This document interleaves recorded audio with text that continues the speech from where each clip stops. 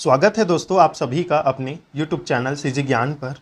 दोस्तों आज का ये वीडियो आपके लिए बहुत ही खास रहने वाला है क्योंकि हम आज एक महत्वपूर्ण विषय पर चर्चा करेंगे कि 2024 में 2025 में डीएड करें कि बीएड करें कि अदर कोर्स करें।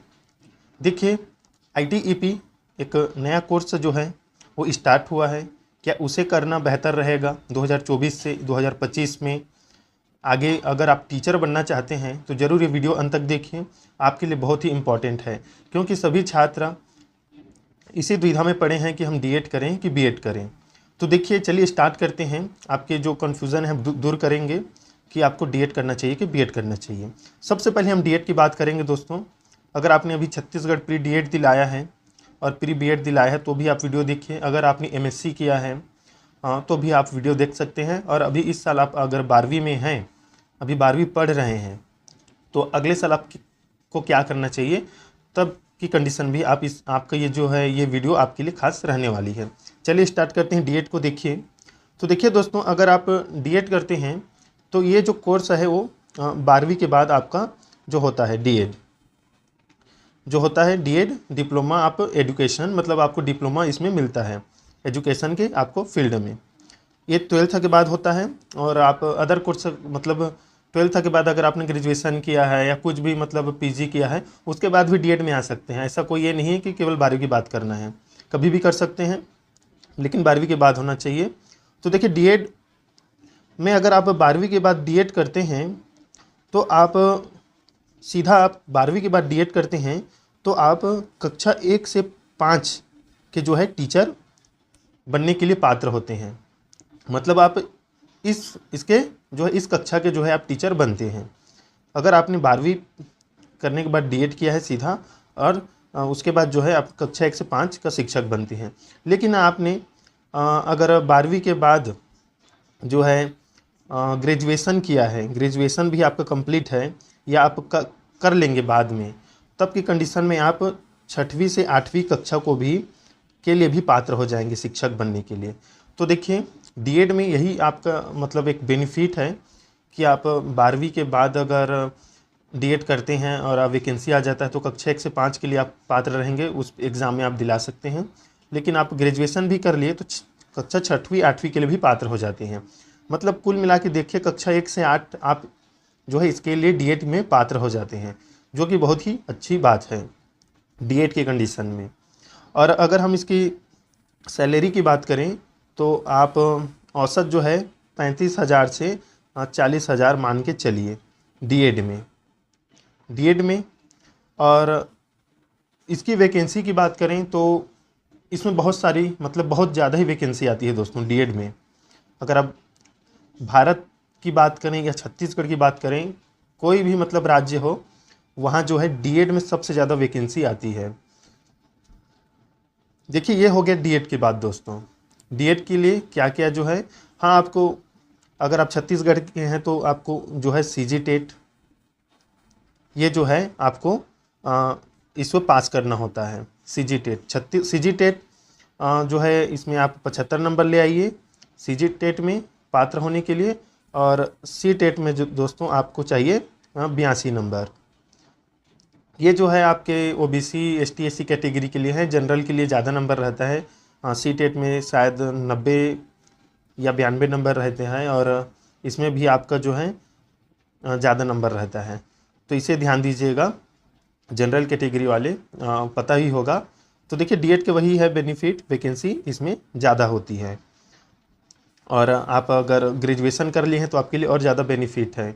आप 12th करने के बाद डीएड करते प्राइवेट कॉलेज में भी एडमिशन लेकर जो है ग्रेजुएशन कंप्लीट कर सकते हैं। डीएड की बात हो गई। तो जहाँ तक हम डीएड की बात करें तो सबसे अच्छी बात है कि ये जो है 12वीं के बाद हो जाता है। उसके आधार पर अगर आपकी वैकेंसी जल्दी आ रही है तो आप इसमें जो है जॉब जल्दी पा सकते हैं। बीएड की बात करें दोस्तों तो पहले कक्षा 1 से इसमें पात्र थे, लेकिन अब इसे अपात्र घोषित कर दिया गया है। तो सबसे इसमें क्या है, देखिए अगर आपने ग्रेजुएशन किया है और बीएड किया है तो मतलब आपने ग्रेजुएशन के बाद ही बीएड होता है, तो आप 6वीं से जो है 8वीं के जो है यहाँ कक्षा के टीचर बनते हैं। वही सैलरी इसमें भी इसमें सैलरी ज़्यादा होता है, लगभग आप मान लीजिए 40 से 45 हज़ार, इतना जो है आपका इसमें सैलरी होता है। अगर ये जो है केवल आप बीएड है और प्लस जो है आप ग्रेजुएशन मान लीजिए, ये ग्रेजुएशन के लिए। लेकिन अगर आप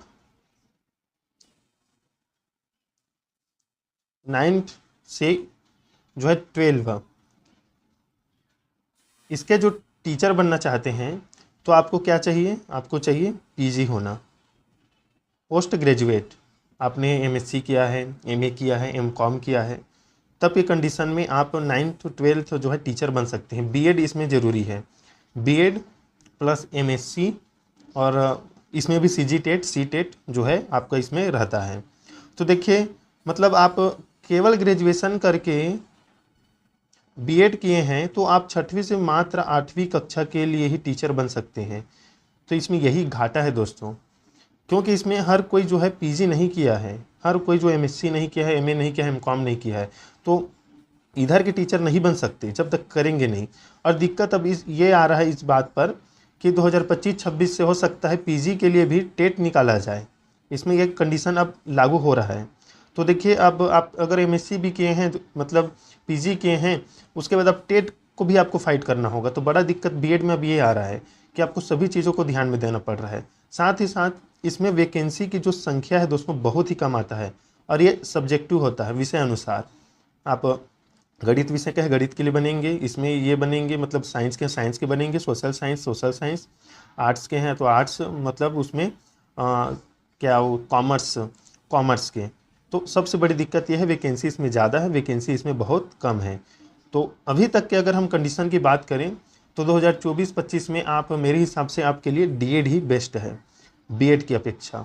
लेकिन जिन्होंने एमएससी कर लिया है और आपका मन है बीएड करके लेक्चरर बनने का, व्याख्याता का पद आपको प्राप्त करना है, मतलब 9वीं से आपको 12वीं के टीचर बनना है, तो आप बीएड में आ जाइए, क्योंकि आपके लिए यहाँ पर ये जो है आप इसके टीचर बनना चाहते हैं तब की कंडीशन में।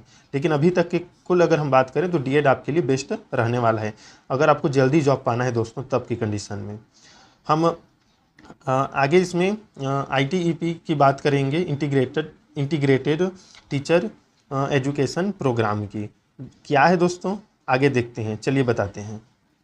तो देखिए दोस्तों ये है आईटीईपी, जो कि एक महत्वपूर्ण शिक्षण कोर्स है।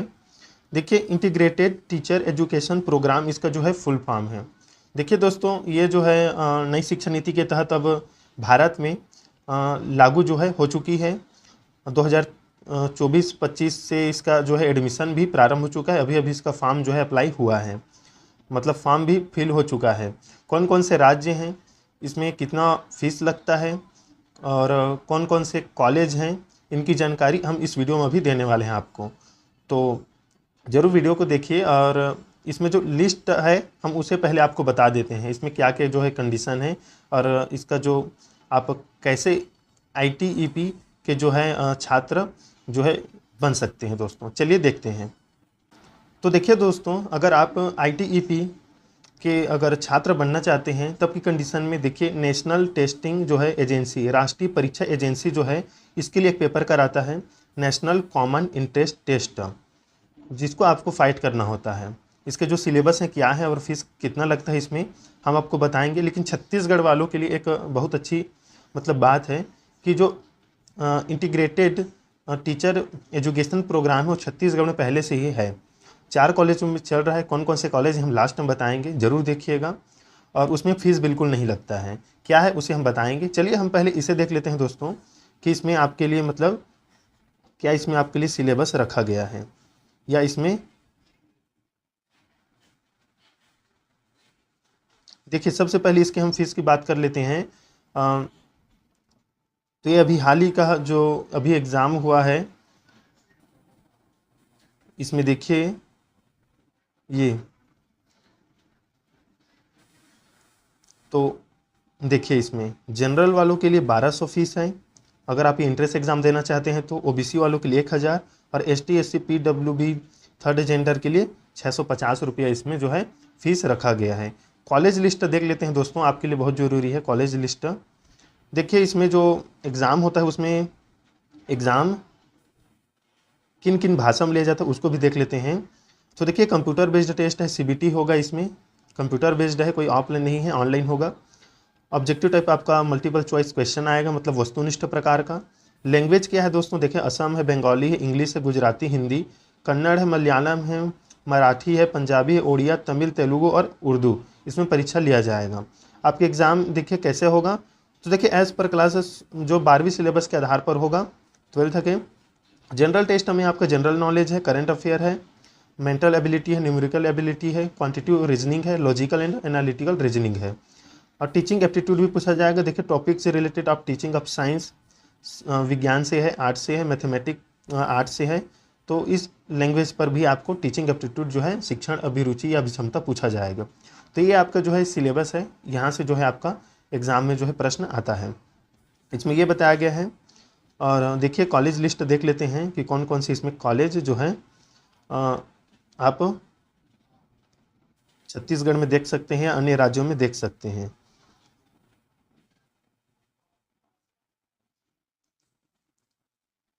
देखिए लिस्ट ऑफ सेंट्रल या state universities institution including IITs, NIT, RIEs and government college for the academic session 2024-25।